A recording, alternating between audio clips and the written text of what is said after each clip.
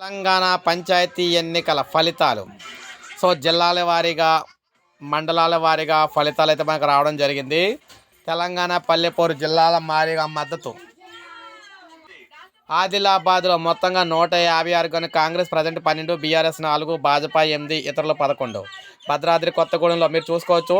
మొత్తంగా భద్రాద్రి కొత్తగూడెంలో ఎన్ని బ్రాకెట్లు ఎన్ని ఉన్నాయి మొత్తం అన్నీ. కాంగ్రెస్ ఎన్ని గెలిచింది, బీఆర్ఎస్ ఎన్ని గెలిచింది, బీజేపీ ఎన్ని గెలిచింది, ఇతరులు ఎంత గెలిచారు అనేది అయితే మనకి లిస్టులో అయితే ఇవ్వడం జరిగిందనమాట.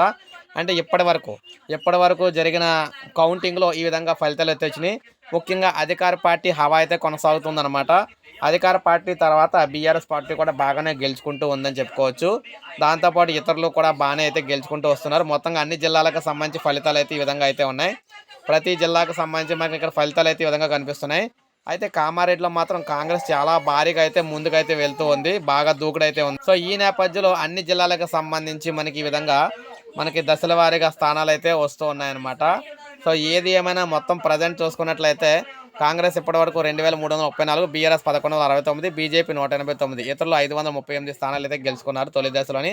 రెండో దశలో ఇప్పటివరకు కాంగ్రెస్ 410, బీఆర్ఎస్ 115, బీజేపీ 34, ఇతరులు 134 అలా అయితే గెలుచుకోవడం జరిగింది. సో ఇది ప్రజెంటు అన్ని జిల్లాల వారీగా పంచాయతీ ఎన్నికల రెండో దశకు సంబంధించి మొదటి దశ మొత్తం కలిపి ఇప్పటి వరకు ఉన్న రిజల్ట్ అయితే ఇదనమాట. సో ఒక లైక్ చేయండి, సబ్స్క్రైబ్ చేసుకోమని ఛానల్ సబ్స్క్రైబ్